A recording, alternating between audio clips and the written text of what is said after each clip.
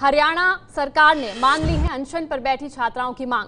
छात्राओं की मांग थी कि उनके स्कूल को अपग्रेड कर 10वीं से 12वीं तक किया जाए। सरकार तो मान गई, लेकिन छात्राएं अभी नहीं मान रही हैं। आपको बता दें, ये छात्राएं एक हफ्ते से अनशन पर बैठी थी। सरकार मान गई है, लेकिन अब छात्राएं नहीं मान रही हैं। छात्राएं ये कह रही हैं कि जब तक सरकार का कोई नुमाइंदा नहीं आएगा वो अनशन नहीं तोड़ेंगी।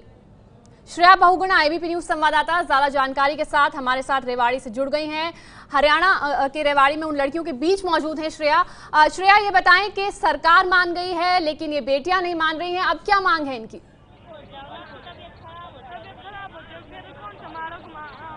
आपको बता दें आमांद्रा की इस वक्त मेरे साथ बेटी की मां इस वक्त मौजूद है, जिनकी आंखों में आप आंसू साफ साफ देख सकते हैं।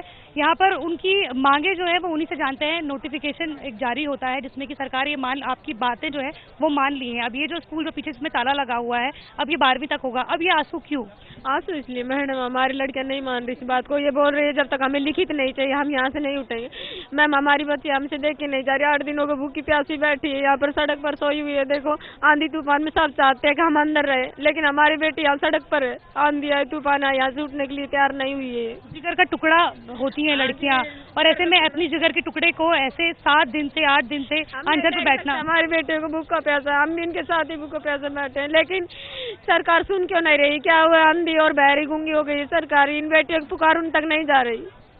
क्या वो नहीं देख रहे? न्यूज़पेपर भी पढ़ते होंगे, वो टीवी भी देखते होंगे, लेकिन फिर क्यों अंधे बहरे हुए बैठे हुए यहाँ पर? क्योंकि वो तो मान गई है, तो आप चाहते हैं कि कोई सरकार का नुमाइंदा आपके पास आए? लिखित में आ जाए, लिखित में आए, हमारे बेटे का हाथ में दे। तो यहाँ पर आप बाकी लड़कियों की भी आमांद्रा आपको हालत दिखाते हैं कि इतने दिनों से जो अनशन पर बैठी हुई हैं, यहाँ पर उनकी माएँ उनके साथ हैं और उनकी जो मांगे हैं, उनका कहना है कि यहाँ पर कोई सरकार का नुमाइंदा है। सलाइन की आप ये हाथ आप ये देख सकते हैं कि जिसमें सलाइन यहाँ पर चढ़ा हुआ है। अब तो मान जाओ, अब तो सरकार भी मान गई। नहीं, जब तक हमारे हाथ में लेटर नहीं आ जाए तो तब तक हम यहाँ से हिलने वाले नहीं हैं। अपनी जीत मान रही हो, लेकिन सरकार मान। हाँ, जब तक हमारे हाथ में लेटर आ जाता है, आएगा, तब फुल जीत मानेंगे। अब हम अपनी आधी आधी हल्की हल्की जीत मान रहे हैं। हल्की हल्की जीत मान रहे हो, तो यहाँ पर थोड़ा जोश आया है। लेकिन हाँ, जोश आया हमारे अंदर। यहाँ पर छोटी जो छात्राएं हैं, इनका ये कहना है कि जब तक सरकार का कोई नुमाइंदा नहीं आता है तब तक आमांद्रा ये लोग नहीं मानने वाले हैं। लेकिन उनका ये भी कहना है कि जो नोटिफिकेशन जारी हुआ है उनको वो थोड़े से जोश में तो आई हैं, लेकिन यहाँ पर जो माएँ हैं जो बेटियों की, वो उनकी भी हालत ज़्यादा काफ़ी ख़राब है, क्योंकि वो भी अपनी बेटियों के साथ एक तरह से अनशन पर ही बैठी हुई थी। हरियाणा जो कि लिंगानुपात में वैसे ही बहुत पीछे है, लड़कियों के मामले में बहुत पिछड़ा हुआ है, ऐसे में लड़कियों की बात मानने में इतने दिन क्यों लगाया आमांद्रा, वो सोचने वाली बात है। बिल्कुल श्रेया, सोचने वाली बात है। लेकिन अब बाकी बच्चों से अगर आप बात कर पाएं तो बताएं, वो क्या कह रही हैं और क्या वजह है? क्या सरकार के आश्वासन पर इन्हें भरोसा नहीं है?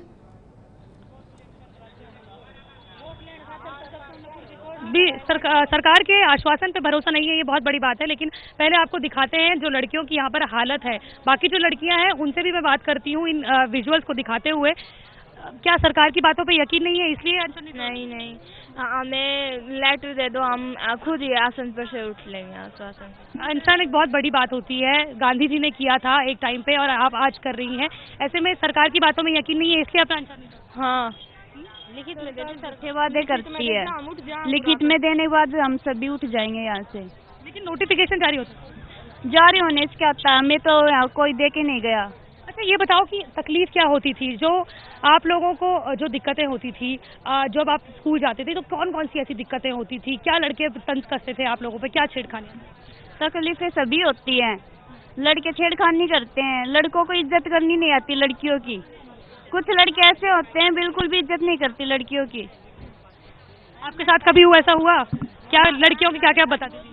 हाँ, हमारे साथ हुआ। हमारी बहन भी जाती है स्कूल में, कल हमारी छोटी छोटी बहन जाएंगी, उनके गैल भी ऐसा होगा, पर हम ऐसा नहीं चाहते। हम इसलिए चाहते हैं हमारा स्कूल यहीं पर +2 तक। क्या आप लोगों को क्या परेशानियां होती थी, क्या हैरेसमेंट? हम जाते हैं, रास्तों में लड़के छेड़खानी करते हैं, कभी कुछ कह जाते हैं, घर वालों को कहते हैं, घर वाले कहते हैं हमें हमारी इज्जत प्यारी है, कह देते हैं तुम स्कूल छोड़ के बैठ जाओ। हम कैसे बैठ जाए? हमारी बहन भी 10वीं कर बैठ गई, क्या हम भी उनकी तरह ऐसे ही बैठ जाए? हम भी कुछ बनना चाहते हैं अपनी जिंदगी में। यहाँ पर अपने आप को अपनी जिंदगी में कुछ बनना चाहती हैं। उनका ये कहना है कि धन दौलत नहीं मांग रहे हैं, बल्कि सिर्फ 11वीं और 12वीं मांग रहे हैं। क्या आप लोगों के साथ होता था? क्या कौन कौन सी तकलीफें आप लोगों ने? लड़के बाइक पे आते थे, हेलमेट पहन के आते थे, हम पीछे से सीटी बजाता था, कोई ऐसे टच करके जाता है, हम घर वालों को बोलते हैं तो कहते हैं बेटा स्कूल छोड़ दो, कब तक आपके साथ रोज जाएंगे हम, कब तक आपका साथ निभाएंगे। हम बोलते हैं साथ निभा नहीं सकते तो इससे अच्छा हमें मार दो, तो वो हमें मार भी नहीं सकते। तो यहाँ पर कई सारी लड़कियों की तकलीफें हैं। बाकी भी यहाँ पर आप देख सकते हैं कि करीबन 13 लड़कियां थी जो अनशन पे बैठी हुई हैं।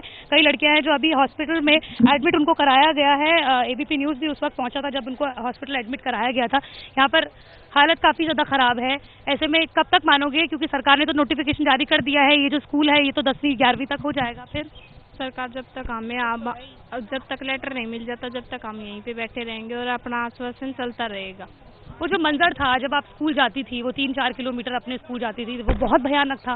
बहुत ज़्यादा भयानक था क्योंकि वहाँ पे खेती बाड़ी भी होती थी, कहीं भी कोई भी लुक के बैठ भी सकता था। एक अकेली मतलब नहीं जा सकती थी। गांव की लड़कियाँ साथ कभी मिलता था क्योंकि दूर दूर रहने वाली लड़कियाँ थी, साथ कभी मिलता था नहीं भी मिलता था, कभी कभी जाते थे। लेकिन आपकी माँ अपने पेरेंट्स को जब बताते थे तो उनको कभी वो लोग क्या बोलते थे जब आप लोग घर वालों को बताते थे? पेरेंट्स को बोलते थे कि आप अपना स्कूल छोड़ दो, घर पे बैठ जाओ, और रोज रोज कौन झगड़े करने जाएगा वहाँ पे। गाँव वालों को कभी शिकायत की? गाँव वालों को कहा था कि बोले कौन लट बजाएगा उनके साथ बार बार में जाकर, हमारा भी तो घर पे काम है, हम भी तो घर पे काम करेंगे ना, फिर घर पे भी तो काम करने वाले होने चाहिए। मान यहाँ पर सरपंच भी हैं जिन्होंने ये मुहिम को आगे बढ़ाया है, वो यहाँ पर मेरे साथ मौजूद हैं। उन्होंने भी बच्चियों के साथ इस वक्त अनशन रखा हुआ है। सरपंच जी, एक बात जो है वो ये कि जब लड़कियों ने शिकायत की होगी तो कभी आप लोगों ने पुलिस में आप लोगों ने कंप्लेन क्यों नहीं की? मैम 1-2 बार हमने की थी, लेकिन वो आपसी जैसे पंचायतें होती हैं आपस में बैठ के फैसला कर लेते हैं, क्योंकि गांव के अंदर ऐसा सिस्टम होता है, अगर किसी लड़की का जैसे ओपन हो जाता है कि भाई ऐसे है वैसे, जो ग्रामीण एरिया में तो उससे कोई शादी भी नहीं करता है फिर ओपन होने के बाद। लेकिन बहुत सारी लड़कियों को दिक्कतें थी, तो ऐसे में आप लोगों ने कदम क्यों नहीं उठाया? क्या आप लोगों ने वो जो लड़के थे जिनका ये कहना है कि हेलमेट पहन के आते हैं, क्या उन पर आप लोगों ने कभी शिकंजा नहीं कसा? क्या पुलिस में कंप्लेन नहीं करवाई? 1-2 बार पुलिस में की है मैंने, लेटर भी दिया था मैंने पुलिस को इनकी पुलिस सहायता के लिए। तो पुलिस करीब हफ्ता 10 दिन के साथ भी आई थी कि भाई जैसे छुट्टी के टाइम पे वापस छोड़ के जा रहे हैं, सुबह लेके जा रहे हैं, इस टाइप से हुआ था, साथ गाड़ी चलती थी। लेकिन अब एक गोष्ठा गांव तो है ही नहीं कि भाई पुलिस के पास उसी की प्रोटेक्शन में लगे रहेंगे, और भी बहुत सारे गांव होते हैं। तो कुल मिला के मतलब प्रोटेक्शन से काम नहीं चलेगा इससे, भाई किसी दूसरे की तरफ मतलब ऐसे। कभी बच्चियां अपने स्कूल के बाहर कभी और जाएंगी तब क्या उनको तकलीफें नहीं होंगी कि तब आपको क्या पुलिस को नहीं बताना चाहिए? मैम उस टाइम क्या होता है कि भाई जैसे 12th के बाद जो बच्चियाँ होती है मैच्योर हो जाती हैं, उसमें फिर समझ आ जाती है। अभी बच्चे हैं ये, इनका समझ नहीं है। इसके बाद कैसे पढ़ाई करेंगे अगर इसी तरीके के असुरक्षक हो? 12th के बाद पढ़ सकते हैं, मैच्योर हो जाएंगे, समझ हो जाए। तो अभी बच्चे ये यहाँ पर आप देख सकते हैं कि कई यहाँ पर छोटी छोटी बच्चियाँ जो हैं वो यहाँ पर मौजूद हैं, छात्राएं मौजूद हैं। उनसे भी जानते हैं कि यहाँ पर उनको क्या क्या तकलीफें होती थी और क्या वो 10वीं के बाद जब वो पढ़ना चाहती हैं तब उसके बाद उनको क्या दिक्कतें होती थी।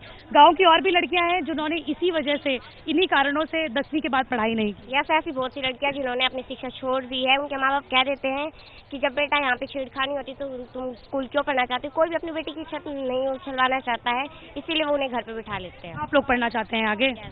यहाँ पर बाकी जो बच्चियां हैं उनसे भी बात करते हैं, जब बाकी जो छात्राएं हैं जिन्होंने अनशन रखा हुआ है, यहाँ पर तमाम जो छात्राएं हैं उनसे जानते हैं क्या क्या आप लोगों को तकलीफें होती थी जब आप जाती थी? हमें बहुत सारी तकलीफें होती थी जब हम जाते थे, लड़के आते थे हमें छेड़ते थे, हमें बहुत सारी तकलीफें उठानी पड़ती थी। जब हम अपने परिवार से कहते थे, वे कहते थे स्कूल छोड़ दे, हम अपना स्कूल कैसे छोड़ दे, हमें भी शिक्षा चाहिए, सभी को शिक्षा, हमें भी शिक्षा चाहिए पूरी। बहुत मुश्किल है वो रास्ता? बहुत ज़्यादा मुश्किल है, हमारे से 4 किलोमीटर दूर जाना पड़ा है। आप यहाँ पर बताइए कि इतना सुनसान रास्ता है, लड़कियों को भेजने में डर लगता था? लगता है, डर लगता है, पर क्या करें, मजबूरी है। लड़कियाँ कभी शिकायत करती तो आप लोग क्या कहते थे? चुप है बेटा, बैठ जाओ घर में, अब क्या करेंगे, किस से लड़ाई करेंगे।